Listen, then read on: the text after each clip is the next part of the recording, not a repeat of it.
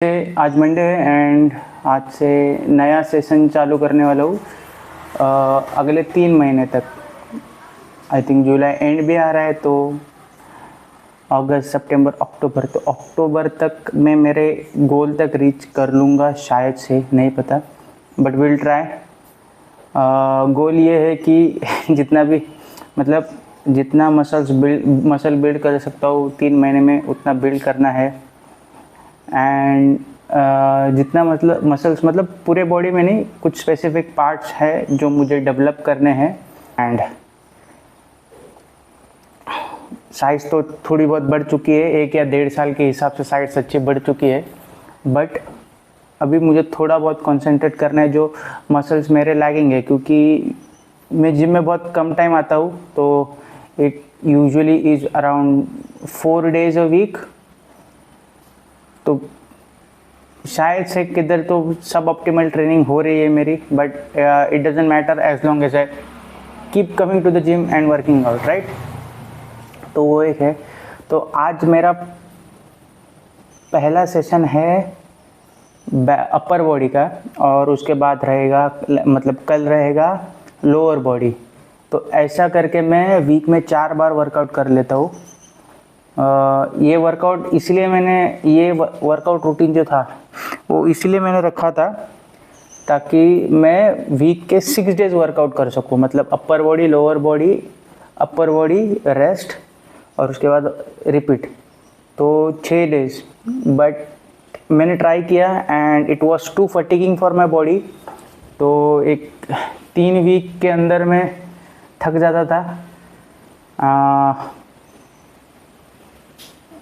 इसलिए मैंने वो रोक दिया। And it was too much, क्योंकि काम को भी जाना होता था and I wasn't feeling good, तो मैंने रोक दिया। एंड 4 days चालू किया and 4 days was really very good. तो 4 days में कर सकता हूँ ईजीली, क्योंकि वो 6 दिन में मैं कार्डियो भी करता था।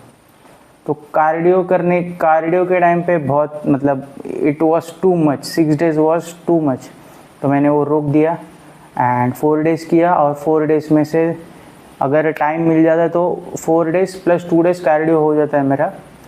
तो देखते हैं अभी, I hope to keep going at it and let's see. ऐसा नहीं है कि 3 महीने के बाद रुकूंगा तो बॉडी वैसी ही रहेगी, कंटिन्यू तो करना पड़ेगा।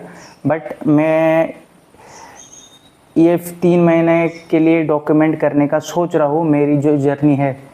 तो लेट्स होप कि विजिबल डिफरेंस रहेगा, I hope so.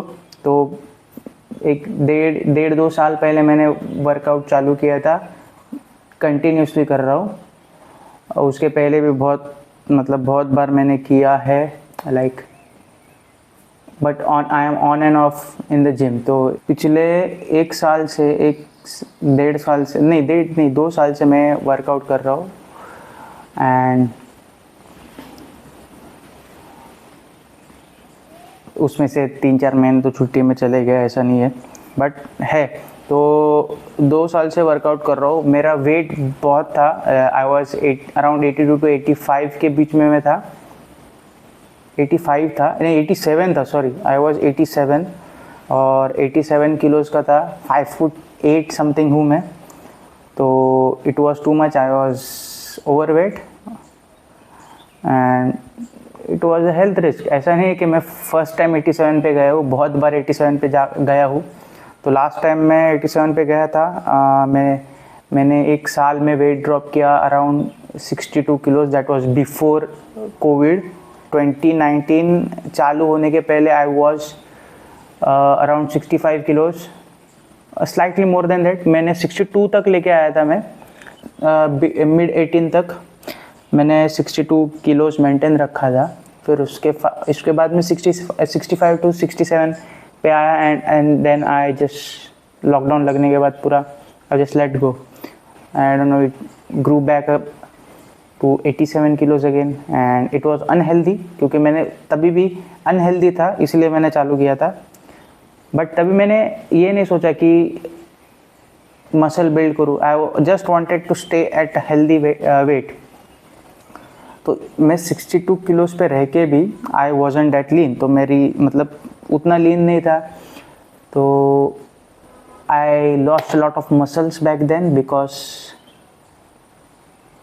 It was मेरा जर्नी ही जो 62 किलोज तक था was very unhealthy. Not that my blood work was unhealthy, but the journey I was doing was unhealthy. तो मैं 40 मिनट्स कार्डियो और अराउंड 1 आवर्स का मेरा लिफ्टिंग रूटीन रहता था,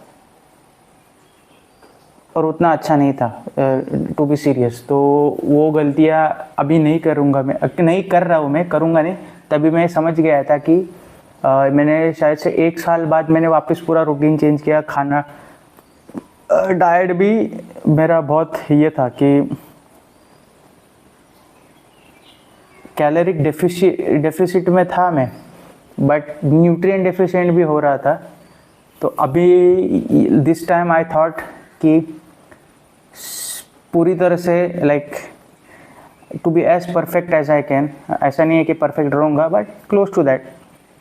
तो डाइट के बारे में मैंने बहुत पढ़ा, वर्कआउट रूटीन्स के बारे में, रूटीन्स के बारे में बहुत मतलब स्टडी किया कि क्या करना है क्या नहीं करना है। तो उसके हिसाब से मैं अभी वो मतलब इम्प्लीमेंट करूँगा मेरे इसमें। तो ये सब 1-2 साल ट्रायल एंड एरर करके मैंने सोचा कि this time it will be really good. तो मेरा ये एम है कि ये रूटीन में, ये 3 मंथ में, कि लीस्ट फटीग।